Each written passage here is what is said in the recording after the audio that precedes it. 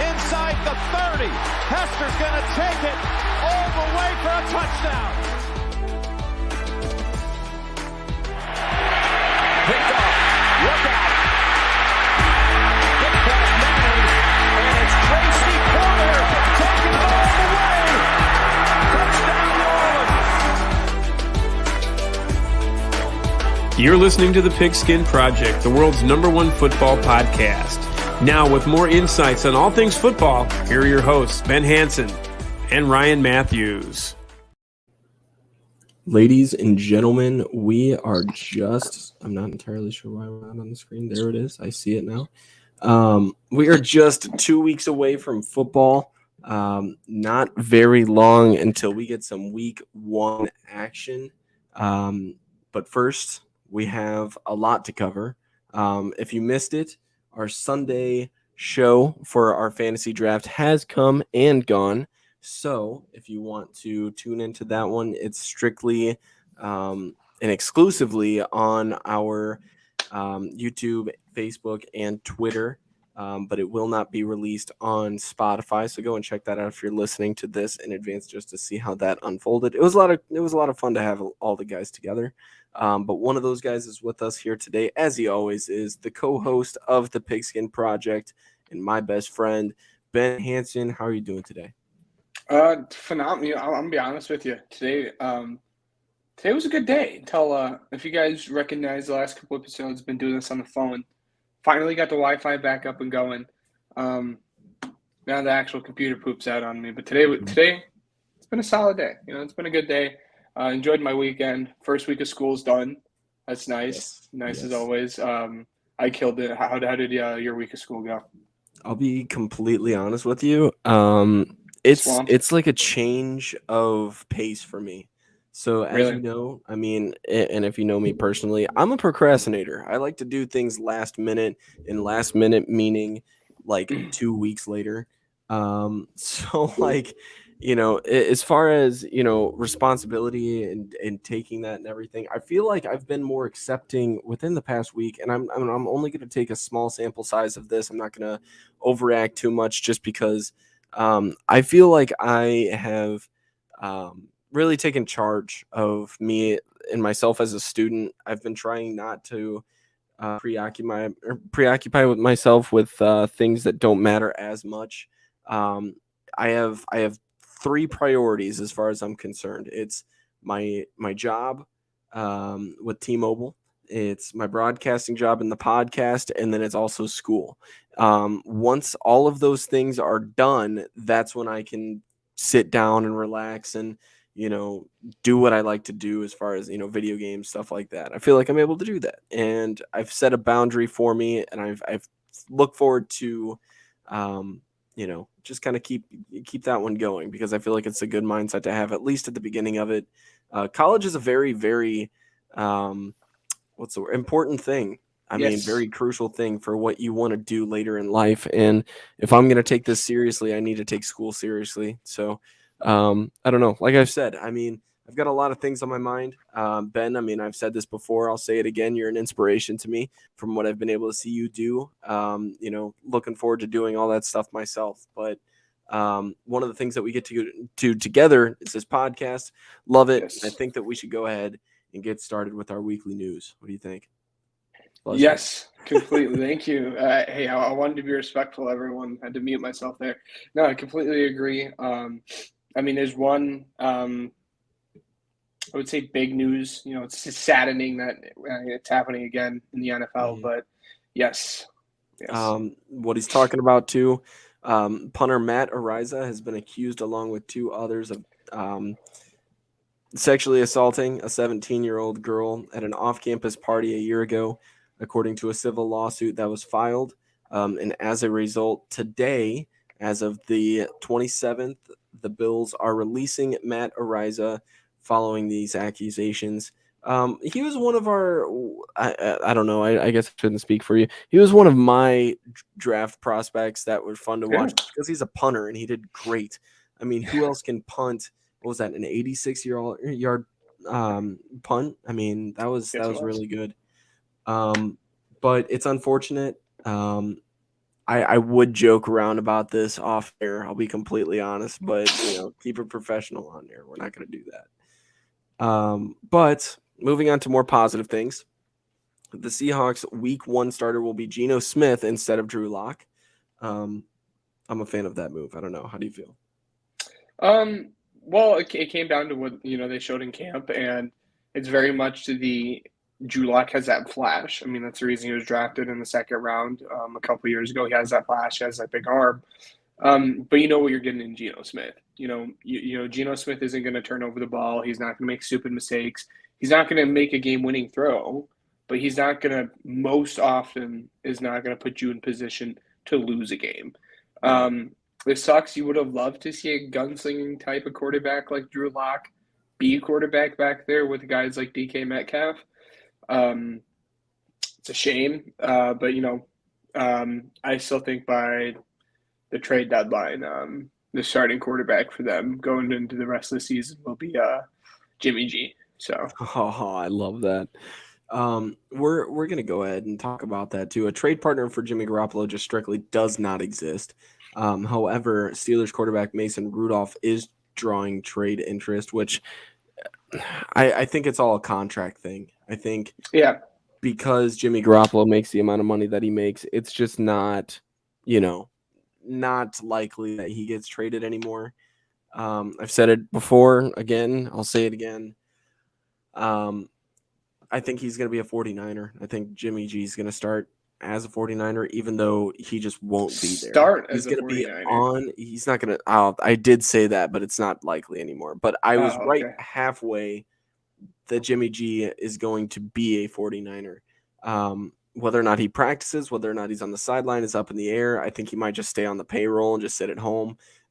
But, until something else happens, that's it.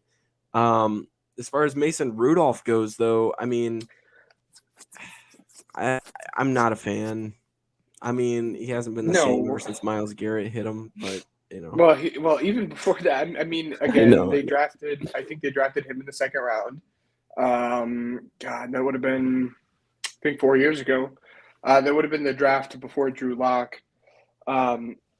Yeah, and I know he was getting buzzed this year about it's a three-headed quarterback battle. It's going to be Kenny Pickett. Is it going to be, Mitch Trubisky? Is it going to be Mason Rudolph? It's not.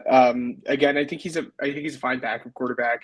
If he needs to do some spot starts, but I couldn't see a team really trading for him. There's not usually markets for backup quarterbacks, and a team like, say, the Seahawks, for example, you're not trading for him. I mean, he's not much better than what you already have. Yeah. Let's see. So next up, speaking of the Steelers, you were talking about Kenny Pickett. He's making a late push for this team's starting job. I find that interesting. Just because we've had a lot of hype, at least on this podcast, from me about Mitch Trubisky. He struggled a little bit, but at the same time, he's also succeeded in some areas, but mostly struggled, which is unfortunate. You want to see a lot more from him following what happened in Chicago. I hope that he gets the week 1 start to be able to actually see, as far as, maybe he can make something of it. But at the end of the day, I'm starting to ride the hype train that Kenny Pickett will be, at least at the end of the year, starting at some point. Yeah, I mean, if he wasn't starting at the end of the year, then let's be honest, it was a terrible pick, because you don't draft Kenny Pickett to sit back and develop him. He was not the tools guy. No one was saying he's the tools guy. The appeal to Kenny Pickett in the draft was he can come in and he can start, and he can be a Kirk Cousins-esque guy. He doesn't sit behind, say a Ryan Tannehill as Malik Willis is doing.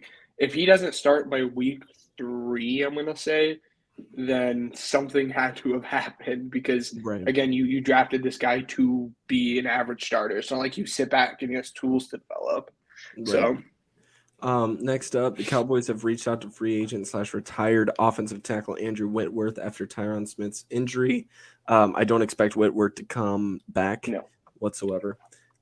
Just going to keep that cut and dry. Nothing really special there. But Jets wide receiver Denzel Mims has requested to be traded or released, and the Panthers have at least the Panthers have publicly released information saying that they have called the Jets with interest in him. I will say I'm a fan of Mims, although he hasn't really done very much. I think that he's a very big receiver that could make a splash on the right team.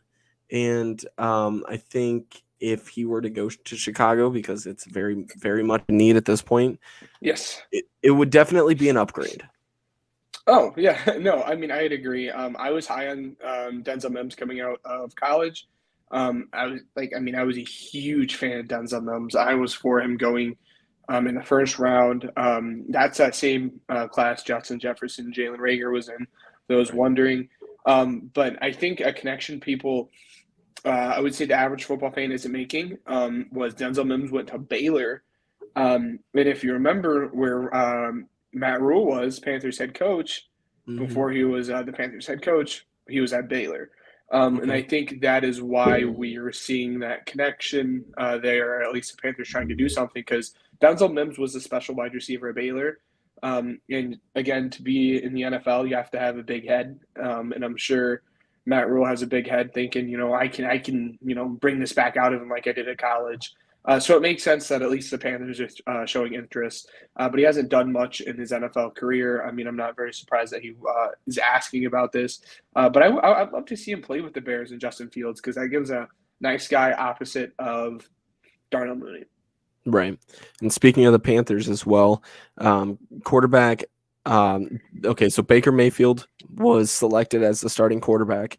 Yes. Shortly after, a preseason game, news broke that quarterback Sam Darnold was carted off the field. And they're also having another quarterback injured. Their rookie quarterback, Matt Corral, is also done for the season with a foot injury. That really narrows it down. There's your starting quarterback in Baker Mayfield. That really fits the narrative for the Browns game as well. But it's very unfortunate for the Panthers just to be like, wow, like all of those guys just got hurt. I mean, we're kind of screwed if our quarterback gets hurt against the Browns. Yeah. Like you said, he got carted off the field, high ankle sprain. So it's not like something super, super serious. So if Baker Mayfield stinks it up the first, 4 or 5 games, I'm sure they'll have Sam Darnold in. And obviously, by no means am I saying I'm a fan of players getting injured. But I like PJ Walker. I don't know if people know who PJ Walker was. He played in the XFL, and he was the best quarterback in the XFL. And he's basically only been with the Panthers since. PJ Walker was their backup quarterback last year. I like PJ Walker, but then, with Baker Mayfield coming over, them drafting Matt Corral, there wasn't really a spot on the roster for PJ Walker. But now with Sam Darnold gone and Matt Corral sadly getting hurt, that gives PJ Walker another shot in the NFL roster. I'm going to take a brief break in the news and just say this Bears team in the third preseason week has just looked ultimately sound as a unit. I'm very excited, although it's just a preseason game. So it's like, dude, calm down. But at the same exact time, Nathan Peterman, the third string quarterback, he called an audible, and the receivers on the outside, as well as the running back and the fullback, all in unison, whether or not this was a coincidence or not is, up in the air, both did the little like helmet tap thing where it's just like, I don't know what that means. But the thing is if that's actually coordinated, that tells you a lot about Eberflus's like, what's the word? I guess, discipline, his discipline, because it looks like the team's very disciplined. Justin Fields was able to get a little bit more time in the pocket today, so that was nice. That's Braxton good. Jones has been a stud for us so far. So just wanted to say they're currently beating the Browns 21-20 with just a couple minutes left in the fourth and in the preseason. Next week there's no football for the Bears, so I'm kind of sad. But moving on. College football. Oh my goodness. Ben's college corner can't come back next week because football starts Saturday next week, 6 days away. And I'm going to try and keep up with that too. So you have somebody to talk to this year too, but I will try. I mean, words cannot express. Obviously, draft season is my favorite season. Yeah. Fantasy draft season too, but uh, college football. Words cannot express how excited I am for the College Corner to be back. I cannot wait. Sorry for cutting you off. No, you're good. Michael Carter is working ahead of Breece Hall as the Jets running back 1. Yeah, you look frustrated. No, I mean I'm not frustrated. I don't think anything. It's the same. If you look at not Naeem Hines. If you look at the Texans roster, guys, Dameon Pierce is not the RB1 on that team. At least I guess he just got moved up. But for a super long time, it was Marlon Mack. I understand he's getting work, but everything we've seen from him, like was working in the offense as ones in the preseason. He was sitting out when the ones have left. Obviously, we don't have the privilege to go to practice and see what's happening on there. But I mean, I think it's one of those things. He's been in the NFL, but I don't think he'll be starting there for long. I mean, Breece Hall will be the starting running back there. Okay. Yeah, no, I understand that as well. I mean, I've always liked Michael Carter. But, as far as that goes, I mean, Breece Hall, obviously we like him here. We like his family too. So, Yes. I just very much I hope the best for Breece Hall, though, just because I expect a lot from him. But as far as fantasy hype goes, he's got a lot built up right now, and I think people should just calm down for right now. Yeah, absolutely. I think people need to calm down. But I think it's really interesting that you bring up fantasy conversation, because I know a couple weeks ago on the podcast, we had a very interesting conversation about tight ends in fantasy football. And one of the guys I know I've brought up on the podcast is Mike Gesicki. But there's been a lot of rumors recently about Mike Gesicki getting traded and Mike Gesicki going somewhere else.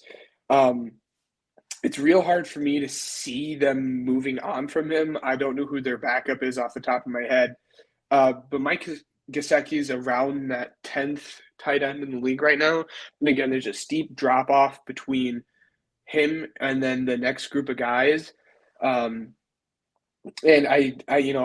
I understand that there's buzz and rumors, but give Tua the weapons he needs, because right now he has. They signed Cedric Wilson in free agency. Obviously, they made the big trade for Tyreek Hill. We have Jalen Waddle. Give him a safety blanket. I mean, tight ends are the safety blanket for the quarterbacks.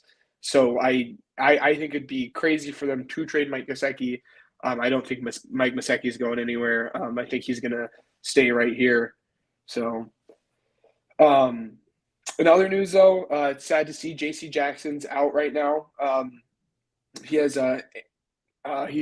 ankle surgery, so he's gonna be out 2 to 4 weeks. So there's a chance we'll see him back here in week 2 at the earliest, week 6 at the latest. But I really don't think there's much to come from that. I mean, it's surgery. Sucks to see a guy like that, but it's nothing crazy. And let's be honest, the last 10 games of the season are usually what matters. So if he needs to, step out and, even if he's slightly ready, I think give him some time. That Chargers team is going to be phenomenal. Obviously, J.C. Jackson was a huge ad for him this offseason. But, I mean, they don't quite need him. Obviously, he's a good help, but their defense is stacked. Their offense is real stacked. We're getting into power rankings here a little bit later on, and I'm sure we will talk about the Chargers. Sad to see him go, but I think that team will do just fine without him while he's gone. In other news, Kenyon Drake is going to get released, which I, as an Eagles fan, am absolutely rooting for. I'm wondering if something went on behind the scenes or something we're not seeing. I think Kenyon Drake is a real good running back. He's shown that he could be a starting running back in the league. I mean, obviously, you probably don't want him to start, but I think he's, at worst, the third best running back on that Raiders roster. So I'm wondering if it stems back to Kenyon Drake and his team asking to be released or traded because, he wants to be at least the second fiddle in the running back room. And let's be honest, if you're sitting behind Josh Jacobs, you're not really getting anywhere.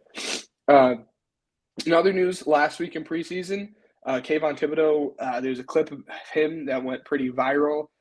He had a cut block.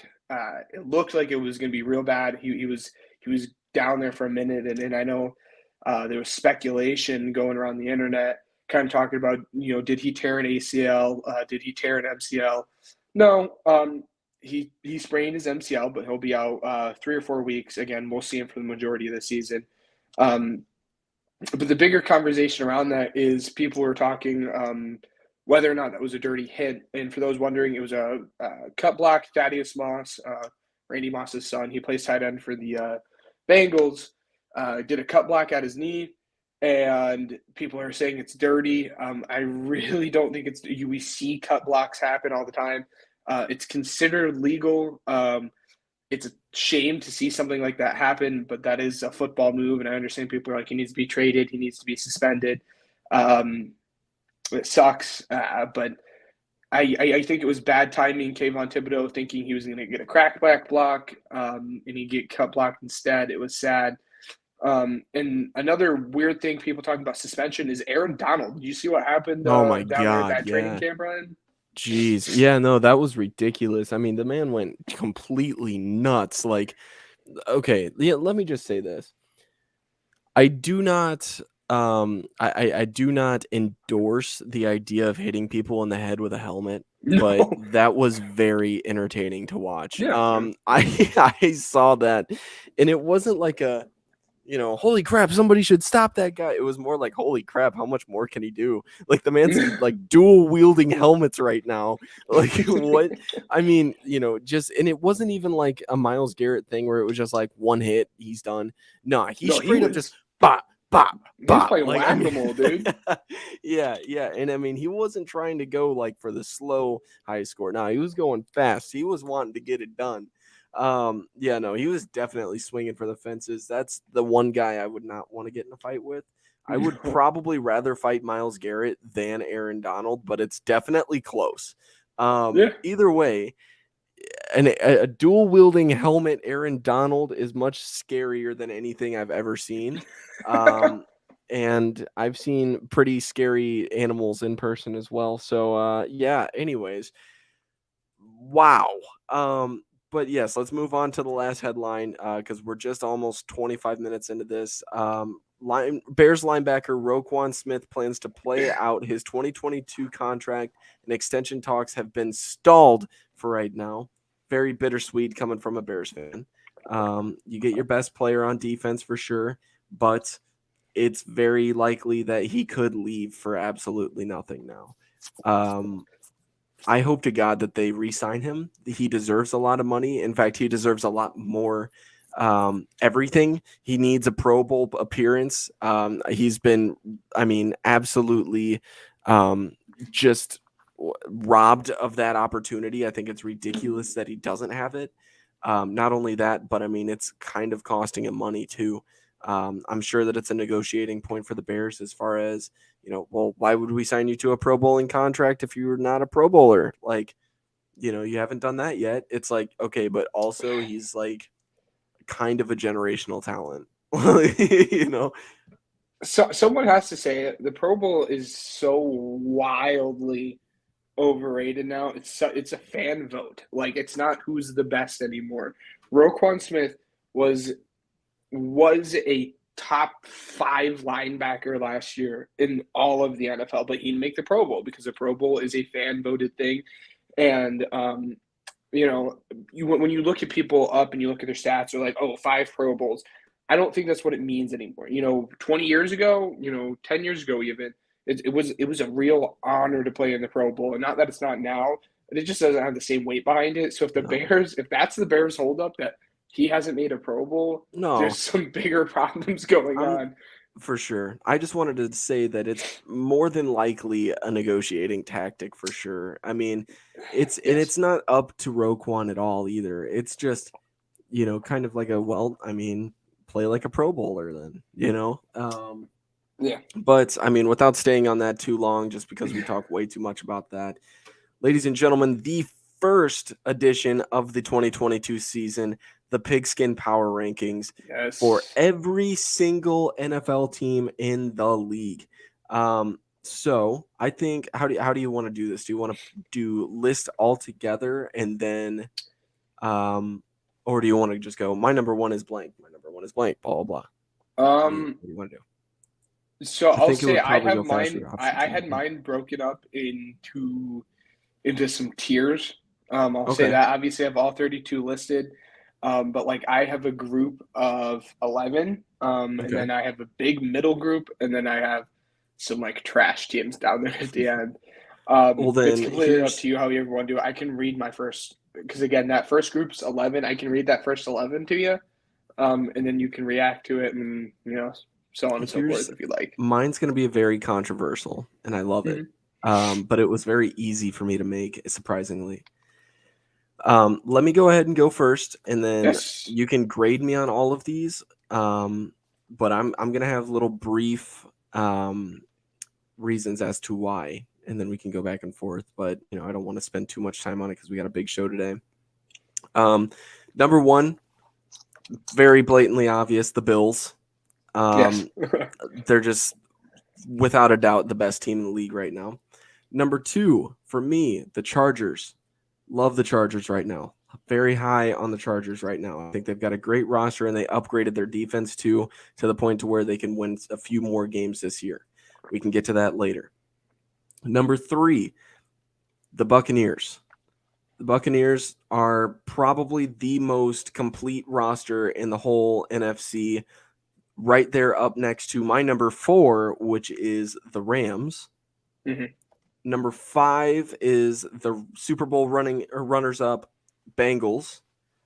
Number six is their AFC North rival Baltimore Ravens. I have them up very high. I have the Denver Broncos at 7. I have the Kansas City Chiefs at 8. The 49ers at 9. The Cowboys at 10, and you could stop me at anything. Yeah. Okay. You want to talk about that? All right, one? stop. We can stop. Whoa, stop. Is that 10? Yes.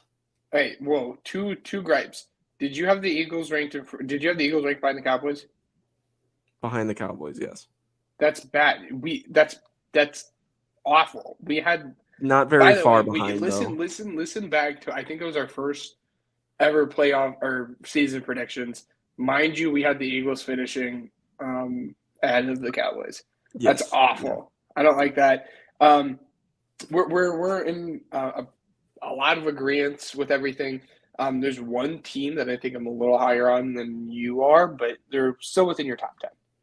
Okay. So, I have the Bills. Right. Nope. Oh yeah. Oh yeah. Go ahead. Give your. Let me have number 11 for me. Raiders is my number 11. They're just a really good team, and already have the AFC West in there. So, anyways, your top 11 then. All right. This comes as no surprise to anyone. It shouldn't come as any surprises to anyone. It's the Bills. There's not much to talk about it. They're the best roster in the league. Let me give a slight. Yeah, sorry for cutting you off. Let me give a slight disclaimer. I was very rushed making this list. For me to put the Cowboys over the Eagles, thinking about it right now, I am much higher on the Eagles than I am the Cowboys this season. And if I could swap them, I would totally put them there. Eagles are number 12 for me anyways, so it's not too big of a difference. It's not drastic. But anyways, 11 for you. Yeah. I have the Bills there at 1, not much to say. Bucks at 2, not much to say about that. Again, 2 best rosters in football, 2 most complete rosters in football. I have like a 3A, 3B. I have Rams and Chargers at 3 and 4. I couldn't decide who I wanted at 3 and who I wanted at 4. I really wanted to put the Rams at 3 and have the Chargers at 4, but Matt Stafford's really concerned me with all that news that's coming out. So I had to put them on the same level. Bengals at 5. So our top 5's pretty much the same teams. This team here at 6, I know I'm a little bit higher on you than you are, but I have San Fran here at 6.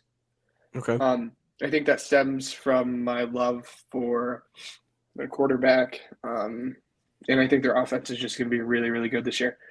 I have Chiefs at 7, Broncos at 8, Ravens at 9, Eagles at 10, Dolphins at 11. Okay.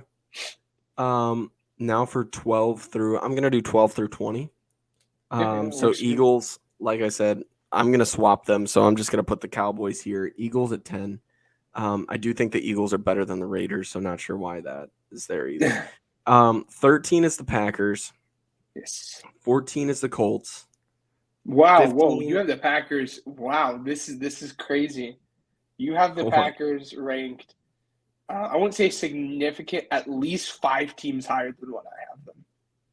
It's okay. I will say, and I hate backtracking, but Mhm. these next Here, do you want three, to go to maybe- 22? By the way. yeah, that's fine. The next 3, maybe 4 teams, I would rather have than the Packers. I would feel Okay. more confident being a fan of these next 4 than I would be as a fan of the Packers. The next 4 are the Colts, the Browns, the Cardinals, the Vikings, and the Dolphins. Okay. You have the Dolphins very high. Yeah. The Dolphins took a slight step back on defense this year, but a huge step forward for offense. So that's huge. But Tua is just not selling me right now. In the running back room, although it's got some big names in it, I'm not entirely sure where to put this team just yet. So it's kind of like a meh, let's see what you do, and then I'll move you up later kind of thing. As for the Packers, though, I mean, their offense took a huge step back. Yeah. And we could talk about this later, but Aaron Jones, I am very low on this year. A lot of people are high on him and stuff like that for fantasy and everything. I'm okay with that. It's fine. AJ Dillon is taking a huge step up though, and people are just letting that pass right by. As for the Colts, Matt Ryan is playing behind the best offensive line he's ever played with. And so as a result, I mean, I think that he's going to produce. Whether or not he has the wide receiver talent there just yet is up in the air. I like Michael Pittman personally. Maybe I'm just biased because I just like him. I have high expectations for Alec Pierce as well. And then they picked up a solid tight end in the draft as well, too. So, I mean, it's more of a young receiving core that people should not, ignore. And then their defense didn't really take too much of a step back as well, kind of like the Dolphins. As for the Browns, their defense is still good. People are very much just throwing that out the window. Although their offense, in my opinion, took a step back as far as their wide receiver core, they upgraded their quarterback, but he's out until week 11, or week 12. He will be performing his first game week 12. So because of that, as of right now, put him at 15. The Cardinals, DeAndre Hopkins is suspended. Not really too high on their wide receiver core right now. They have Marquise Brown. That's really about it. And then James Conner, still running back for them. But they still have Kyler Murray. Kyler Murray, I'm a huge fan of. I like Kyler. And then their defense is still pretty solid too, but I mean, still middle of the pack team for sure now. As for the Vikings, they are huge on my list right now. What do you have them ranked? Number 17 for the Vikings. Okay. And it's just because I would rather have the following teams ahead of them. It's not because they're a bad team. Yeah. It's just an unlucky lie. I think they could do very good things, but I could make a bold statement here and say they do better things without Kirk Cousins, and I think that they'll figure that out within the next couple years. The Dolphins, like I said, Tua is just not selling me right now. He had a big underthrow to Tyreek Hill for a 50-yard bomb. But people say kind of hard huge underthrow. I don't think it was like that grossly of an under. I mean, that's a 50-yard ball. I mean, I don't know how much I know it's. more I people was want about to from say it's very hard to throw a 50-yard ball.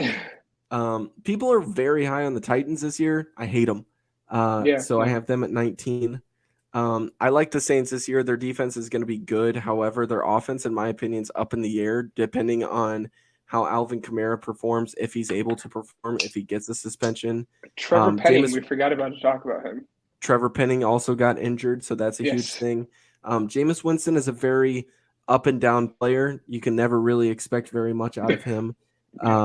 But at the same time, Michael Thomas is returning, and they also drafted Chris Olave. They still have Alvin Kamara, as we noted, who's probably not getting suspended, and they've got a pretty solid defense. Again, kind of in that same boat as the Vikings. If I could, I would swap their spot with the Titans right now. I have the Patriots at number 21, strictly because you can't count out Bill Belichick, and Mac Jones is decent. However, not sold on Mac Jones right now. He could prove me wrong in 2022.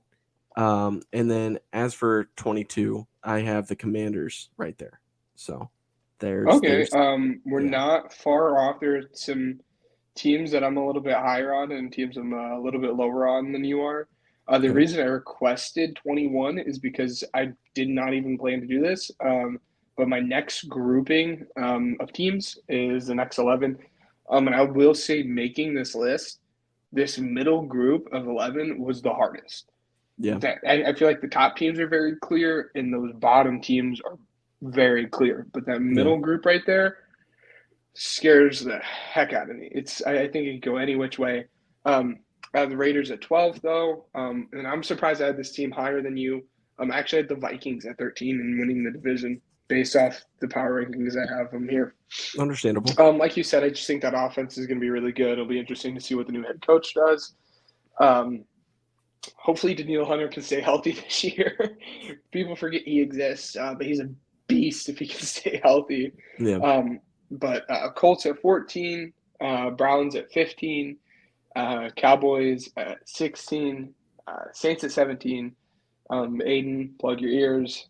Packers at 18. And that's why I was shocked. I have the Packers lower than you, which it feels weird putting them at 18.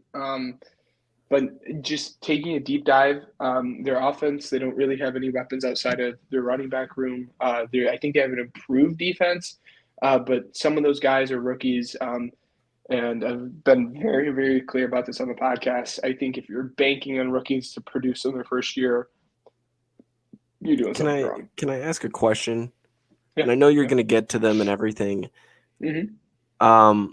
When it comes to the Bears playing the Packers, give me, 0 being absolutely not happening, never in a million years would I say this. 10 is saying they're going to for sure, don't even worry about it. What is the odds that the Bears take at least one game against Green Bay this season? 4 or 5. Okay, so 50-50 pretty much. I'll take it. Yeah. So you're saying there's a chance. There's a chance. Right, you're next. Yeah. I really wanted to rank this team lower. Again, very vocal. This team, public enemy number 1. Cardinals, they're at 19. I wanted to rank them even lower than this. But I couldn't rank them lower than the Steelers, Titans, and Patriots. Those are 20, 21, and 22. I wanted to rate the Patriots lower than 22 as well. Yeah. But it's Bill Belichick. You have to have trust in the dude at least have him here at 22. But I wouldn't be surprised if they finished near bottom here. I'm not a fan of what's going on right now in Foxborough. Yeah. Okay, so we're doing 23 through 32 now. I'm going to make a remark about my number 23 team, which is the Steelers. They are this year's 2021 Broncos. They're just a quarterback away from being very good. I really love this wide receiver core. George Pickens is going to be something special. They still have Chase Claypool, and they still have Deontay Johnson that they just signed to an extension. As you guys know, very big fan of Deontay Johnson. Next up, really? Number 24 is the Lions for me. I love the Lions this year. However, Matt told us, and I fully agree with this. Hard Knocks is just a very big show just to create a lot of hype for a team that isn't very good. And at the end of the day, the Lions are better than the last few teams that we have on this list. But as of right now, I do think that it's interchangeable with number 25. And you're going to disagree with me. Screw you. Give me my Chicago Bears at 25. They're a top 25 team for sure. Okay. They've impressed me this year. I'm okay with putting them at 25 because, and I do think Yeah. 24, 25, and 26 at the Jaguars at 26, kind of interchangeable. Kind of in the same exact spot, except the Jaguars have slightly better wide receiver core than the Bears. Actually, no, I would say it's a lot better than the Bears. The Bears have like little to no help, Yes. but the Bears have a great defense, and people just aren't Yes. talking about it. They have a guy Could in be Robert great. It Quinn. goes back to banking on some rookies. It could be a great defense. It could be, could yes. you could see it there. Here's It's the like thing. In a terrible secondary last year, they still finished top 10 statistically with a good and we both can admit they upgraded their secondary for sure this year. yes, yeah, no. They grew there. They got rid of Khalil Mack, which they only had for 8 games, replaced him with Travis Gibson, who replaced Mack for the rest of the year last year, who finished with 8 sacks last year, and still kept Robert Quinn, who had 16 and a half sacks last season, that finished 3rd overall in the league last year in sacks, might I add. And, although you got rid of Akeem Hicks, how many games did he even play last year? Nobody can answer that question. Roquan Smith is still playing. He's still there. Jalen Johnson still there. Eddie Jackson still there. You made improvements to a defense that was already top 10. People just aren't talking about that, and that's why I'm giving them the edge over the Jaguars here. But the Lions made very, very much a step in the right direction. They just couldn't finish last year. So Lions over Bears, Bears over Jaguars. Seahawks, Falcons, Jets, Panthers, Giants, Texans in that order. Seahawks, not a fan of, but I like their wide receiver core, and I think that they're in the right direction. Falcons have nothing going for them except for Kyle Pitts and Drake London. Jets, they just get slammed with injuries, and it's just not happening for them this year. The hype that we gave them at the beginning was too much. I'll be completely honest. I think I said the Jets might make a playoff push, and I just take that back. There's just no chance. The Panthers were next. Again, their wide receiver core is different. If they trade for Mims, that's even better. I like Baker Mayfield a lot more than I did originally. I think he can do pretty good. However, he's not going to lead this team to the playoffs. And people who say that they're just stupid. The Giants, they made an upgraded offensive line. I look forward to seeing what they can do with Saquon Barkley if he stays healthy. Otherwise, nothing really going for that team. And then last but not least, the Lovie Smith-led Texans. I might buy tickets to that game so I can see Lovie Smith in the flesh. If you don't understand that inside joke, then listen to the previous podcast. But that's it for my power rankings. But your turn, buddy. Yeah, I want to know where you put my Bears. Yeah. As far as these last 10 teams I got going on here, I have the Commanders at 23. Wait, where did you have the Patriots rank? 21. 21, okay. I missed that. I had the Commanders ranked 23. Jags at 24. Jets at 25. I understand that Zach Wilson isn't healthy, but I think we can still expect a step forward with him. And overall, I like that Jets roster significantly more than I like the Bears roster. It's not really remotely close. But then that being said, I have your Bears at 26, so just one spot lower than what you had them. I don't know if I'd put the Jets over them, but All right. I have the Lions at 27. What? I said I respect it though. I have the Lions at 27. I think they could take a step forward this year, but I don't know how big of a step that's actually going to be. Mm-hmm. These two teams I was fighting against. Seahawks at 28, Giants at 29. I didn't have a hard time making this list besides those two teams. I didn't know which one to put 28 and which one to put at 29. At the end of the day, it's not too big of a deal. I think the Giants had a greatly improved offseason this year. I think the Seahawks have a good team outside of quarterback.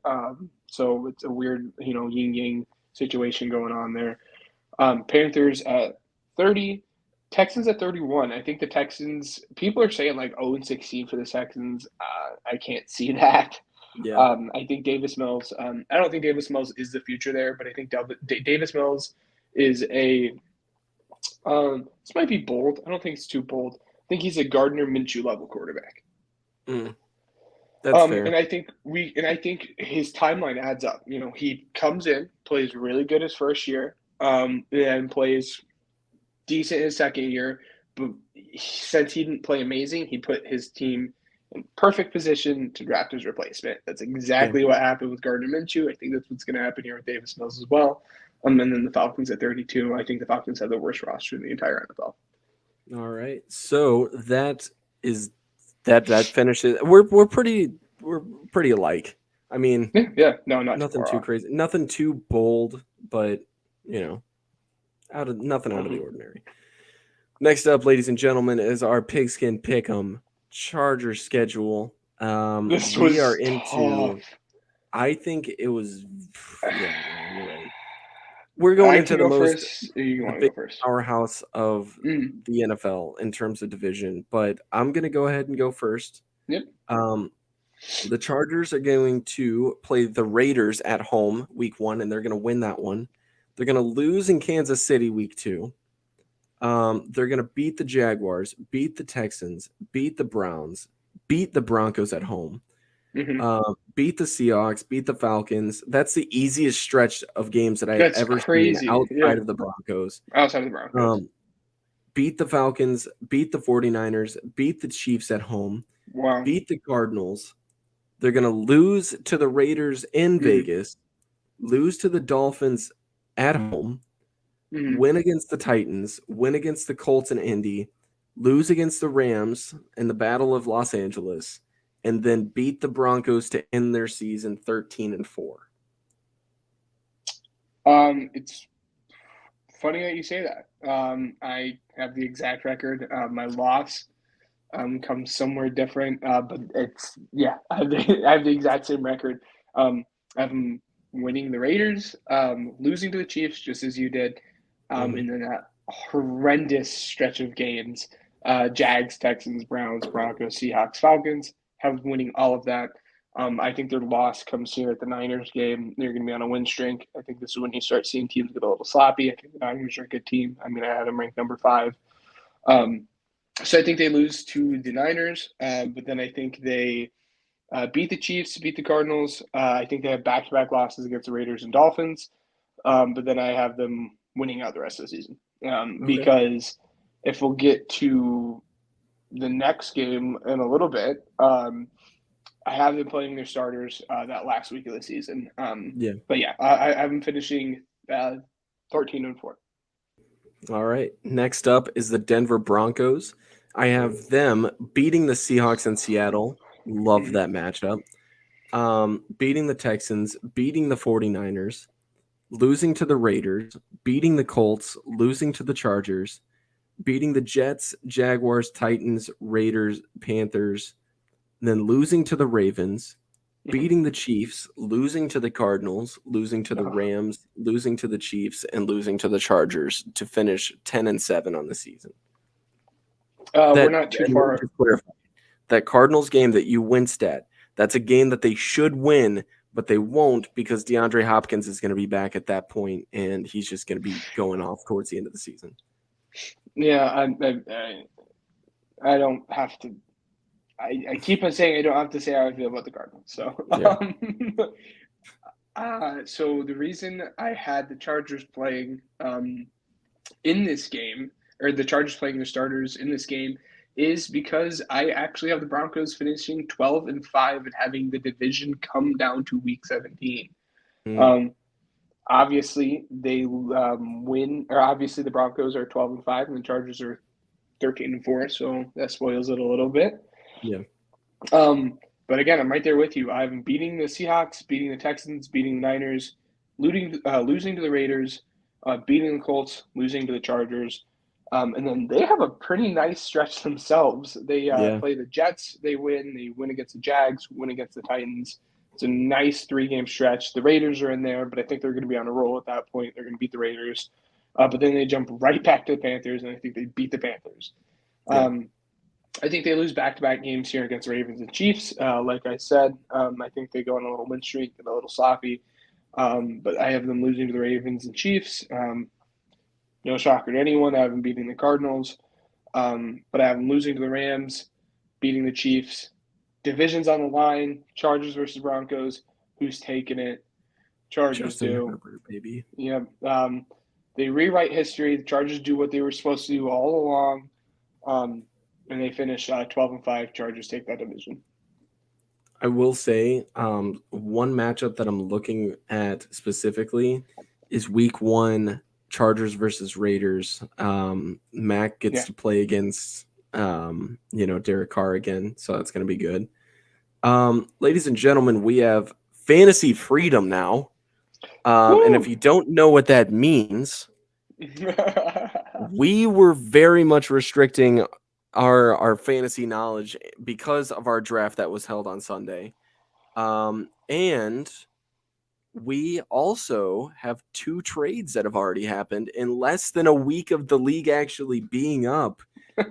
My team was one of those teams that made a trade. Ben, I want your thoughts on the trade, and then we'll move on to the second trade as well that happened between the 2 Nip brothers. Let's see. So for me, I traded Ezekiel Elliott, Jalen Waddle, and David Njoku for A.J. Dillon, DeAndre Swift, and Cole Kmet. Now, for this one, a lot of people had a lot of backlash saying that I lost that one for sure. But Ben, you were like the only person in the whole group chat that actually stood up for me. So you want to back up your case? I had to step in and kind of whip him into shape here. As far as A.J. Dillon, I am opposite of you. In the way I think that Aaron Jones, I think, is still going to have a great season. But as we talked about in the Packers, when we were talking about preseason or power rankings, I am concerned what they have there on offense. They basically have Allen Lazard and Christian Kirk or Christian Watson. He's unproven.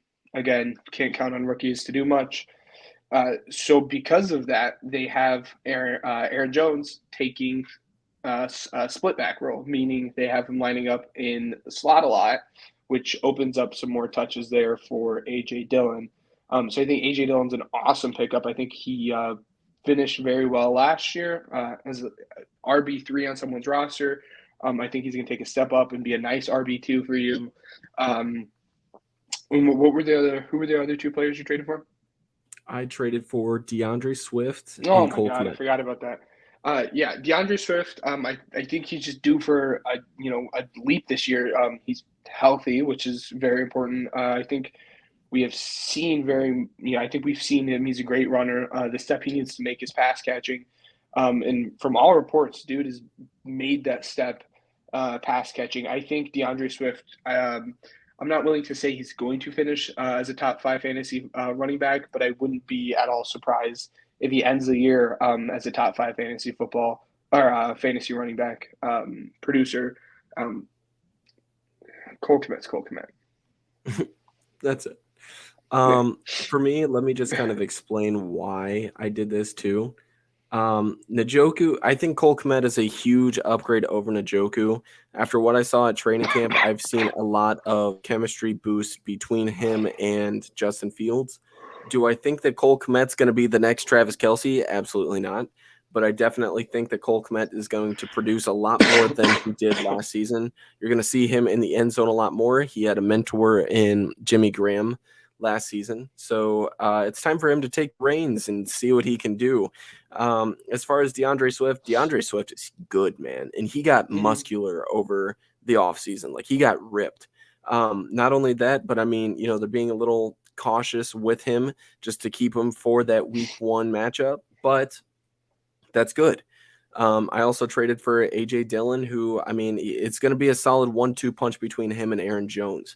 I don't necessarily need A.J. Dillon is the thing. He's just going to sit there on my bench and be my little backup. Like, I'm totally okay with that. And if somebody wants to make me a trade, hit me up. I am also I'm real quick. I'm looking at my roster right now. I'm gonna step in, and we're gonna do this. I'm gonna catch you off guard here. You can absolutely say no. You're gonna This offer is me a trade wild. live on the podcast. I think this is yeah. I think this is a fair trade. Okay, maybe not. Let me say this really quick before you do that. I'm setting a rule for our league to follow, and if somebody doesn't follow it, I understand because I don't follow it. I was gonna say, sometimes too. I love you, but you are not the commissioner of the league. I know. Yeah. I am just joking. But Yes. if you're gonna offer me a trade, or if you're gonna say like, "Hey, is this guy up for trade?" and then ask me like, "Who do I like on your roster?" for me to make you an offer, I hate including that. Yeah, my if guy, you want my guy, don't I do know, that. I know. I'm not No. calling someone out here. I'm not gonna. I know exactly who you're talking about there. Yeah, Not gonna call someone. Yes, if you're interested in someone on my team, make me an offer, and Yeah. we'll see where that goes. Because you're reaching out to me. yeah. I know. If I Yeah. have him on my roster, I'm not looking to get rid of him right now. Mhm. But yeah, I don't know. Let's see. Let's talk. Let's talk live on the podcast. Let's talk. Might not result in anything, but No, I let's don't. talk. I really don't think. I'm taking a look. Maybe. I don't know where you value this guy. So we'll wait and see. I know you like Cole Kmet, but let's be honest, Cole Kmet's probably not going to even finish as you're higher than I am, I guess. How about a nice Kyle Pitts, J.K. Dobbins? Would you rather Elijah Mitchell than J.K. Dobbins? I know people are on that for some reason. Wow, he's actually projected more points than J.K. Dobbins. I can give you Elijah Mitchell if you'd like. It's going to be a run-heavy offense. For who are you more enticed here with? Just for the trade, I'm looking at it right now. Elijah Mitchell is projected, 14.5 points a game versus JK, which is 11.1. I think that's extremely low for JK Dobbins. Me and have had a conversation off air about for some reason JK Dobbins being ranked this oddly low. How about a nice JK Dobbins and Kyle Pitts? Or Elijah Mitchell for De'Aaron Swift and Cole Kmet. I'm gonna reject that right now, but I like where this is going, so I'm gonna keep this going. Okay. Mike Williams, what's your thoughts on him?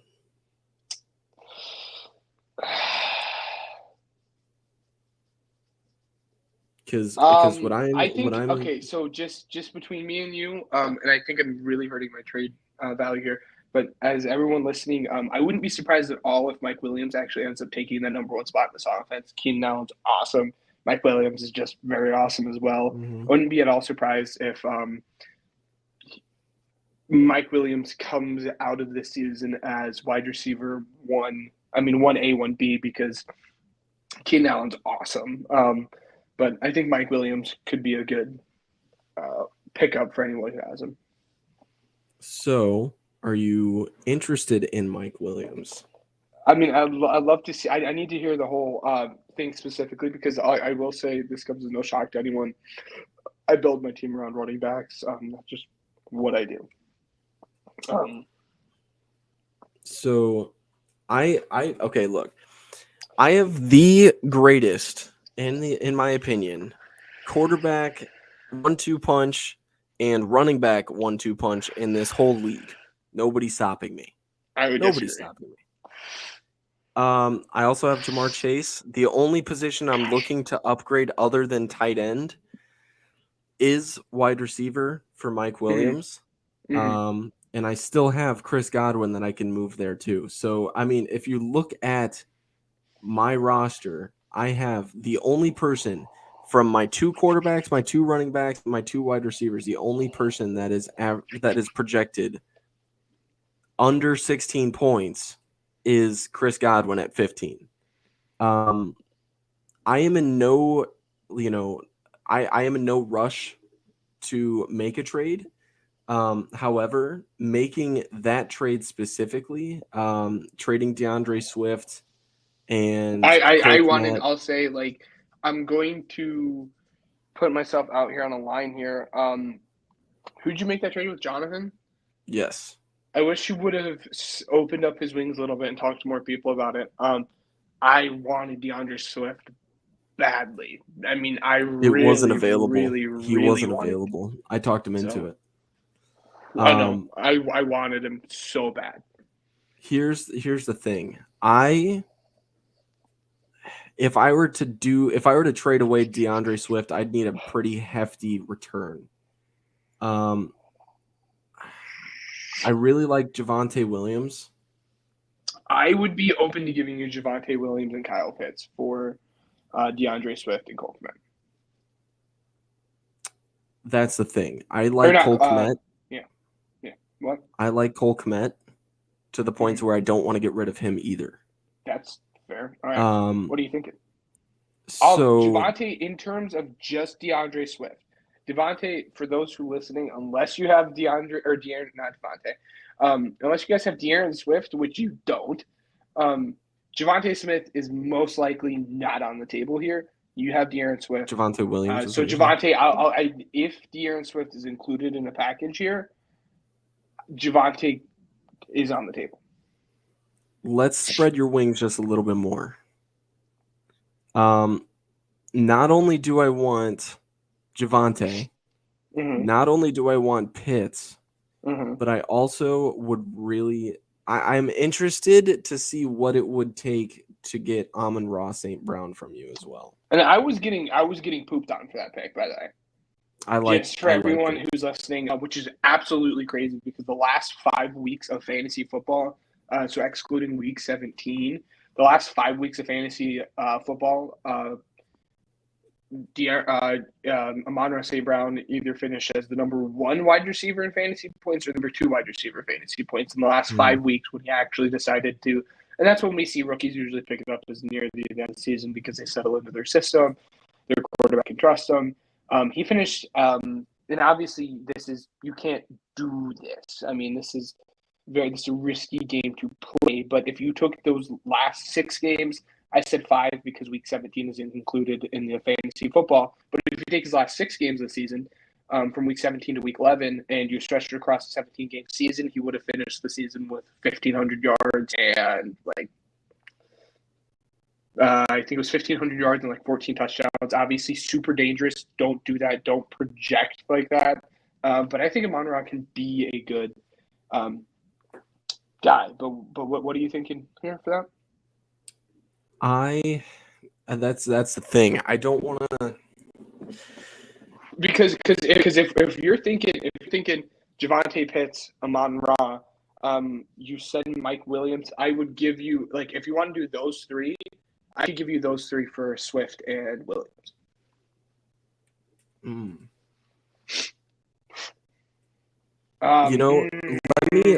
Here's the thing. What I would like to do, let me sit and think on that. While we do our high upside, a huge roster hole at my. I guess I have Irv Smith. I'm actually a fan of Irv Smith. Dude, I got to do some research too. I could get behind that trade if you'd like. It's looking like that's where we're meeting. You can do your research. It's there. Take your time. Would you, before you're doing your research, I don't want to postpone your research at all. Are you interested in that? Is that something you're interested in? I am definitely interested. Yes. Okay. It was, what was the offer? It was St. Brown, Javonte Williams, Kyle Pitts, DeAndre Swift, and Mike Williams. Yes. Okay. Are you putting in a trade analyzer? No, I'm just I have to look up because what the trade analyzer actually says about this. The big thing for me, dude, Roto trade is garbage. Okay. Yeah, Roto trade's not good. I'm not a big Roto trade kind of guy. It's yeah. No. My thing is Jameson Williams. I want to know where he's at before I take Amon-Ra St. Brown. Because if that's the case, he's not. At the earliest, he's going to come back as week 12 or something like that. Could we swap out CeeDee Lamb? I If I include one of my bench players? I don't think I could. I don't think I could do that. I think I actually drafted CeeDee Lamb higher than his ADP this year. I'm just a big fan of the target share CeeDee Lamb's going to get this year. I'm saying Javonte Williams, CeeDee Lamb, Kyle Pitts. For DeAndre Swift, I'll give you Mike Williams, and I'll give you how do you feel about Robert Woods? I wouldn't touch Robert Woods with a 10-foot pole. Chris Olave? If you want a Chris Olave trade, you know the person. You know the person. I know. to talk to. I know. Kyle, I know. CeeDee Lamb is tough. And I'm going to be honest. I think you have a nice, solid roster, but it's real hard for me. I think Allen Robinson's going to flourish in this offense. Literally, the only hang-up I have on Allen Robinson is Matt Stafford. This is tough. Matthew Live Stafford, negotiating going on. Let's look. No, I'm not even going to look that up just because I like Allen Robinson's upside. Well, I don't know. Scares the hell. The Matt Stafford stuff scares me. Let's see. I'm not trying to say anything here. I'm just saying, according to this fantasy trade, it's saying that my side of the trade is stronger, and you're getting, like, if you end up with the side that I'm offering, you actually come out better. But let's be honest, it's fantasy football trade. Like, McVay says he's fine, by the way. So I understand. Yeah, McVay says he's fine, but I mean, what is McVay going to say? I have a hold up on CeeDee Lamb. CeeDee Lamb, I think, could finish as top 6. I don't want to say top 5, but I think CeeDee Lamb could finish. Honestly, I think CeeDee Lamb could finish out if you take Jamar. So Jamar Chase, I know in no particular order: Jamar Chase, Cooper Kupp, Justin Jefferson. I feel like I'm forgetting someone here. Stephon Diggs. There's a 5th wide receiver I'm forgetting here. I think CeeDee Lamb could come out as a top 6 fantasy producing wide receiver. So if that's a holdup, I don't want to make that. CeeDee Lamb, I'm not in the business of giving up CeeDee Lamb and Javonte. Let's.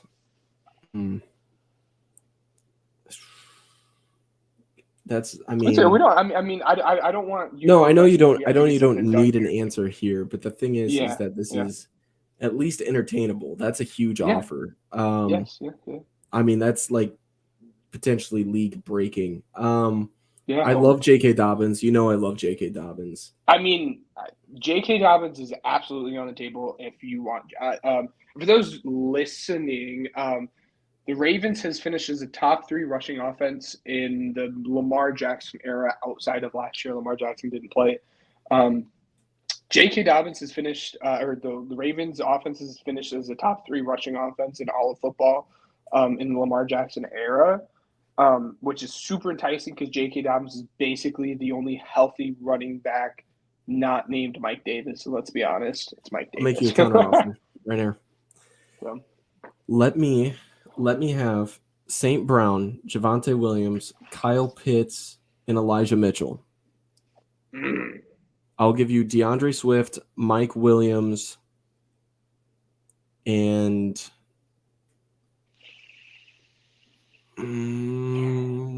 Chase Edmonds.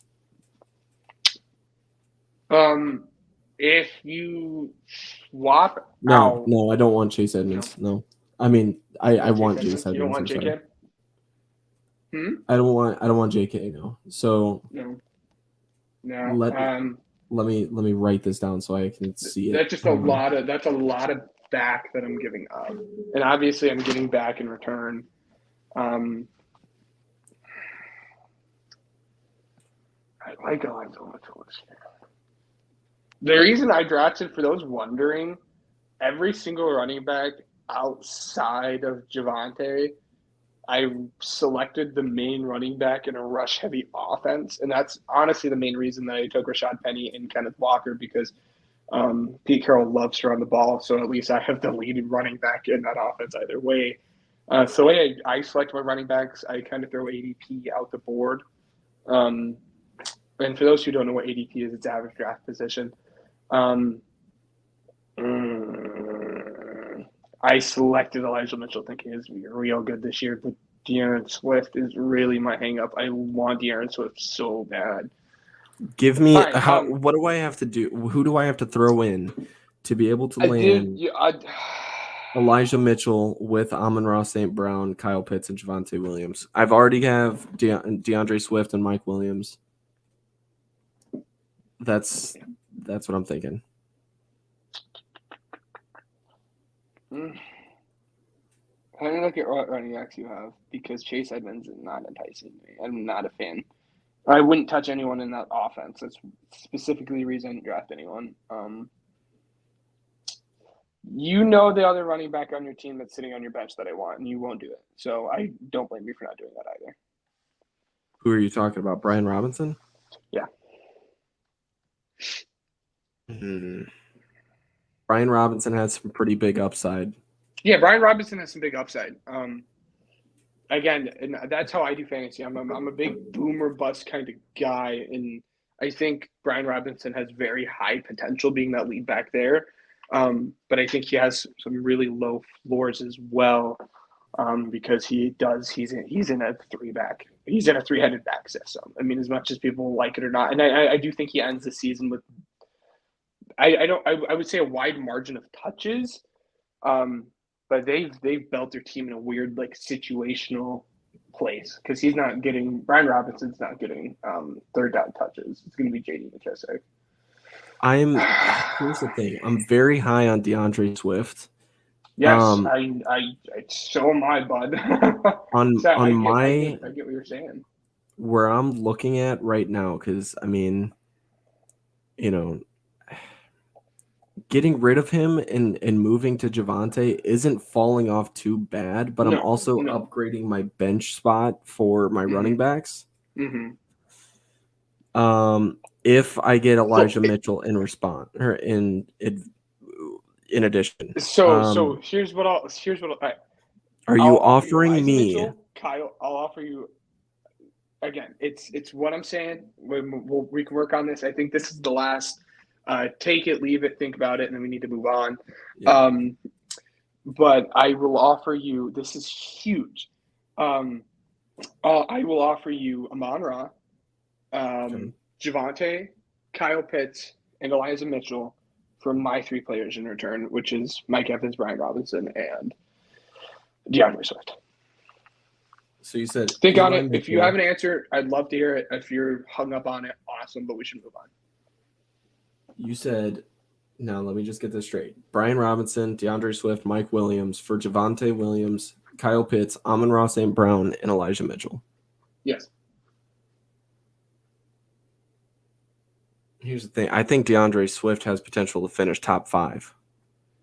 No, yes. That's why I'm like, agree. No, and I understand the hang up. I mean, I said I think he has the opportunity to finish top 5.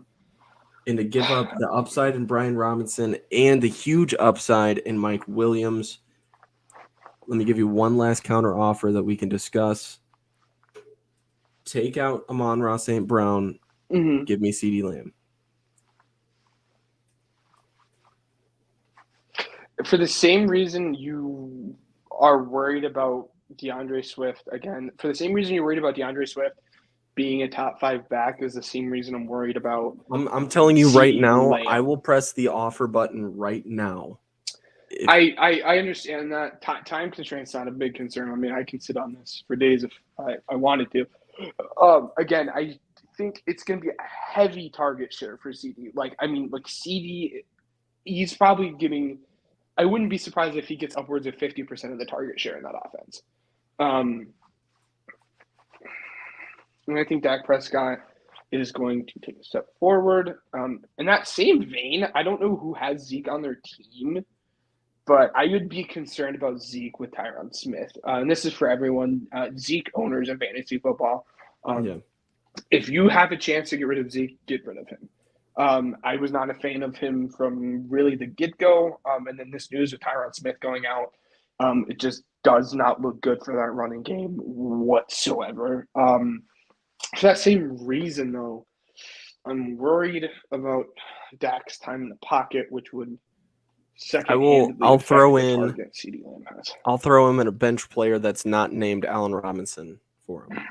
None of the bench players are enticing. I'm going to be honest. Not a single bench player outside of Brian Robinson.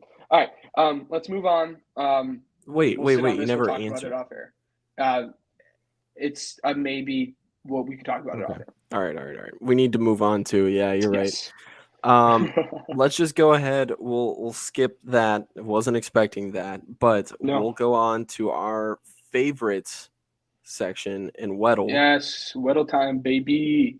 Let me close out a fantasy really quick. What are we even split right now?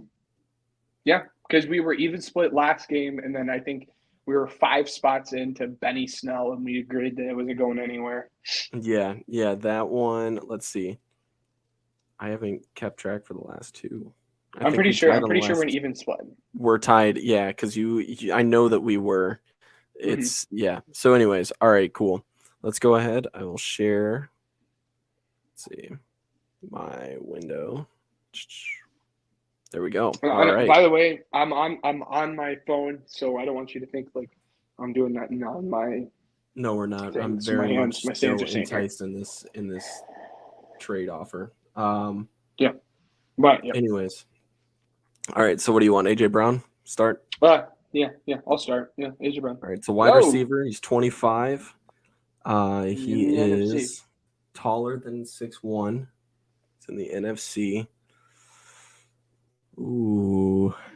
He's 25 NFC. I'm gonna guess Velus Jones Jr., even though it's not.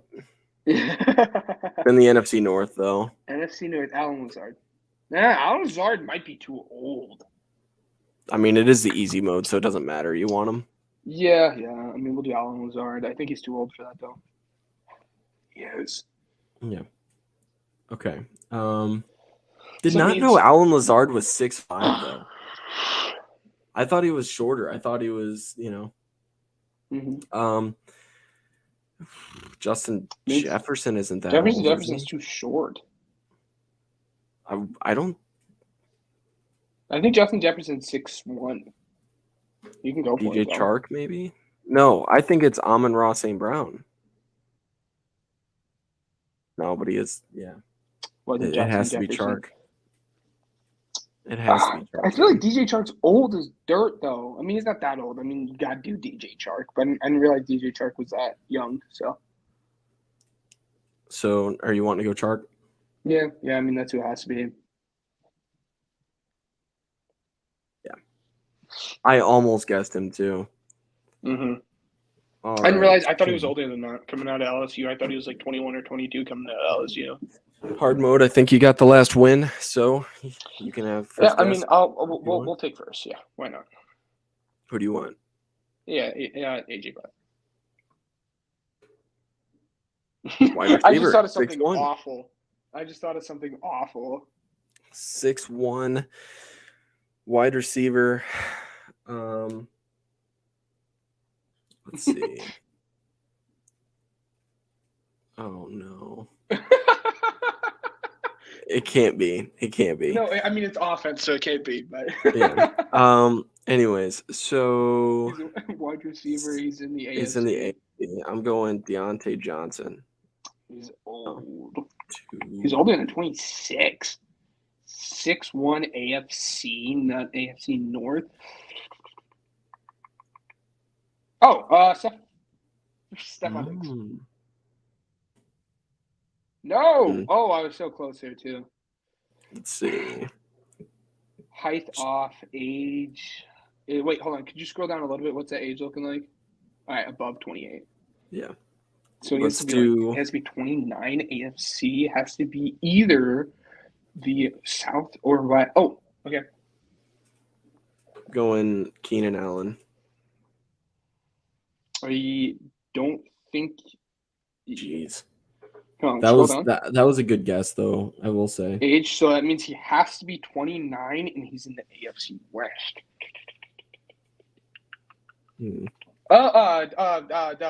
This is too easy. It's not. This isn't it. But I'm gonna go with Devontae Adams. I was gonna say that was my next guess. I was gonna say they done effed up with Wow. Devontae Adams, Dude, who is a Raiders wide receiver? who's literally all agreed. What is this?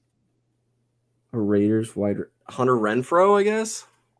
Hunter Renfrow is too small and not old enough. Jeez.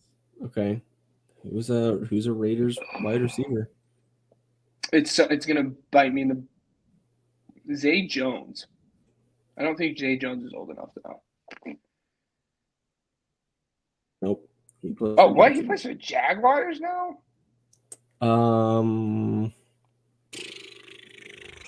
So he's a Vegas receiver. That's 6'1". He's 29. I mean, I don't know. I'm out of guesses. Dude, bud. it's You can someone have it. so obvious too, and it's gonna drive me off the walls. I mean, you can have it, buddy. I'm still gonna be looking at trades. Dude, it's gonna drive me off the walls. I couldn't even tell you. ESPN roster check. Let's use our Googles early. I think that's got to be the move, right? Dude, I am like nowhere near. I don't know. Do you want to do roster checks? If we do roster checks, no one gets a point here because I think we're too early. Yeah, no, I am out on this. I'll be completely honest. I'm done. There's no way I'm guessing. Oh no! I think I know who it is. This is gonna drive me bonkers. Who is it? Is it Tyron Johnson? Who is that? He played for the Chargers. Tyron. Tyron. No. Good guess though.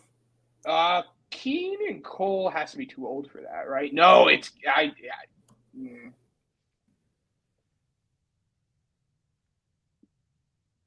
Ceelan. Or K. Yeah, it's Keelan. Eelan. Oh, it's Keenan Cole. Yeah. Yeah. All right. Cool. Okay. Yeah. All right. Cool. So you're up 6-5. All right. Think. I don't know. Let's see. That'll move us to Gridiron Goofs. Wow. Long podcast today. Here, hey, we did tell people it was going to be a longer one today, huh? And I didn't tell you what Gridiron Goofs is today. No, you didn't. So you're catching me off guard, and that's absolutely okay. And I think I get dude, what? What? Yeah, I think you get number 1 pick, and it's best breakfast cereals. Oh, bold take. Don't care. Fruit Loops. No. Pebbles. Fruity Pebbles. Yes. Cinnamon Toast Crunch is mine. And I can get behind that. I'm a more fruity guy. This shouldn't Oh, surprise it doesn't me. surprise me at all. Wow, that came out really terrible. I fully intentionally said that too. Yes. So fruity. What was it? Fruit Loops. Fruity Fruit Loops. No, I'm not going Fruit Loops. Wow, I like fruit flavored cereal. He's a big berry guy. Boys, putting it's berries in his 11:20 mouth. at night here. Okay, long night. Give me some Captain Crunch. With Big fruity all guy. berries or yeah. Not just the normal Captain Crunch. Oh, okay, cool. Give me Captain Crunch with berries. Well, like the normal Captain Crunch is the one with the berries, so it's like the brown with the berries. See, the I thought you normal said Captain all Crunch berries. The normal Captain, that's the basic Captain has. Crunch. You're thinking of Oops with the spilled berries in it, so it's like sprinkled in with the yellow thing. No, But look, wait, Captain Crunch, is Google, it? yeah, You're right. dude. Come on, that's one I thought it was. I know. It's fine. I know everybody Okay. knows Captain Crunch like that, but I'm Yeah. taking Fruit Loops because you didn't. So Yeah. Okay. Phew. I thought. Okay, you said all. Okay. Anyways, this is bold. I did say This all berries. might be my favorite cereal, but people just steady sleeping on it. Pops. No. I'm gonna go with. Oh man, I just had it. Reese's Ooh, Frosted Puffs. Flakes. Oh my God, forgot about Reese's Puffs, dude. Yeah, Reese's Puffs. Dude, Very good. this is REESES. Yes. Hey, do we go with the classic? No, we're not. We're doing. I forget what it's called. But that frost the Ooh, I know my next frosted pick. the Frosted Flakes? Frosted Rice Krispies. Oh, Frosted Rice Krispie. all right. My next pick, however, Apple Jacks. Come on, bro. See, I'm not a big Apple Jacks kind of guy. Love me some Apple Jacks. Oh, really? Really? Yeah, big Apple Jack guy. This is okay. I'm gonna say it, and this is cheating. It just is what it is. I'm gonna lump a whole just group of something together because you're not gonna pick it. Any Magic Spoon cereal. What's Magic Spoon? Exactly. So Magic Spoon. Let's see. Not sponsored, by the way. I know okay. Magic Spoon like sponsors people. Not sponsored at all by Magic Spoon. But I'll reach out to them. Magic Spoon is just like all of like the things that like all of our kids cereal that we used to eat, but way healthier. Like there's like it has protein. It has like I'm looking at the Fruit Loops right here. 0 sugar in that bad boy, but it tastes just like your Fruit Loop. It's like a healthy version of the nice. So it's not like your freaking Raisin Bran. You know, it's a healthy cereal, but it still tastes really, really good. Again, not sponsored by any means. Oh, dude. God just- dang it. I'm sorry. I just thought of a cereal that I haven't had in forever, and now I'm going to crave it for the next like 4 weeks, and I'm just not going to get it. But anyways, yes, Magic Spoon. Going to try that for sure.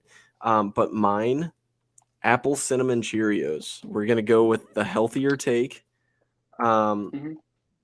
And I loved these as a kid. I loved Honey Nut Cheerios as a kid too. I was one of those that like didn't actually hate Cheerios as a whole.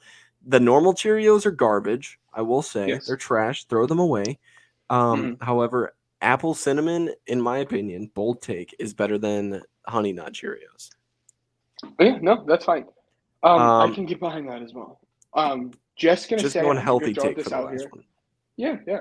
I so badly wanted to put this on my list, and it's right up there with Pops. People just trash on the cereal. No one talks about this cereal. Don't garbage. care. Honey Smacks, baby. They're Honey yeah. Smacks. Honey Smacks are good. Yeah, they are.